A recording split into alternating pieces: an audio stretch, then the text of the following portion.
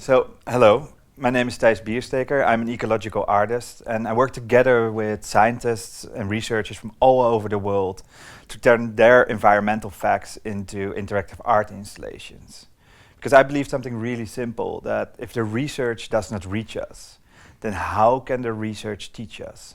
And we need to be taught about biodiversity, about all the issues in the world that are threatening our planet, in a way that talks to our emotions and not only to our factual side. The works we make here in the studio are made out of frustration. Frustration that there isn't enough science communication about the important issues of our time. And a lot of the times these issues that we're facing are really clear in the data, are really clear in the science, but it's hard to imagine.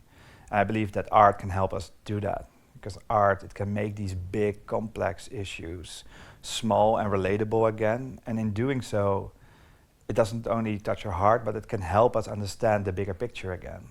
And I think that's what's needed. We've been working together with UNESCO and LVMH on the deforestation data in the Amazon for a few years. And using that data, we brought it alive through these interactive art pieces like Wither. But I wasn't in the rainforest. I was only looking at the data. So we went on a mission together with the UNESCO MIB team, and we went there with the scientists. And I was there as a little kid, pointing out what's this, what's that. And I could actually experience what it was to be in the rainforest in the Amazon for the first time. And the thing that I couldn't imagine is the scale of loss, but also the transition.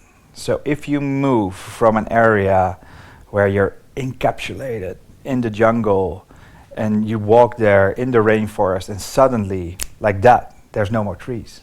You're in an empty, deforested area that has been burned down. Like that, especially that feeling is something that I could not have imagined while looking at the data, but it's something I want to have people experience.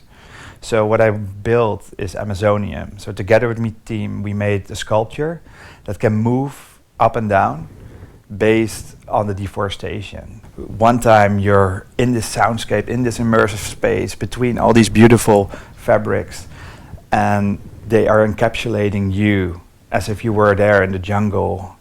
And the next time it will just fall down, giving you that exact feeling between what's a healthy forest and what's a deforested forest. This artwork can also show reforestation, show how the rainforest is coming back if you only protect it. A symbiotic relationship found in nature is the most powerful one. And in this collaboration between LVMH, UNESCO and our woven studio, it was exactly that. So we used the data coming from UNESCO to power the sculpture, to make it go up and down, showing the deforestation and reforestation. And we do this by these beautiful fabrics that we got from the leftovers from LVMH that are encapsulating you. And it does not only perfectly shows you the message of the artwork, it also gives you an idea of what can be used with leftover recyclable elements. Because that's really important. If we want to make and we want to works and we want to talk about these issues, we need to consider every step we make. From having leftover fabrics, to using recyclable steels, to using rubbers coming from the Amazon, to using the data that has been captured over the years. The data is clear.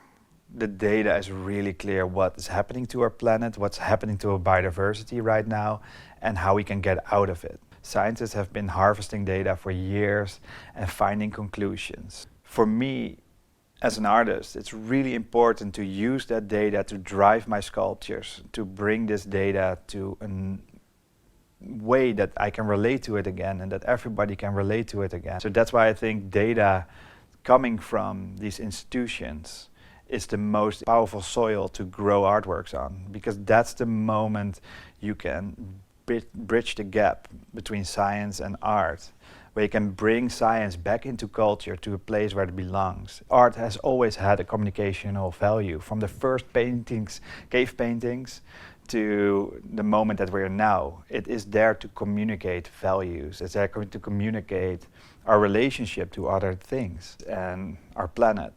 for the last 50 years, scientists have been alone with the climate data. And I think that bridge should be kept. So if I'm looking into the future with us, with our studio, what we're working in is not only making these impactful art installations, but also stepping into the field of educational and trying to help institutions to breach the gap between the science that they have and the urgency that they feel and the lack of audience that they deserve, that they get.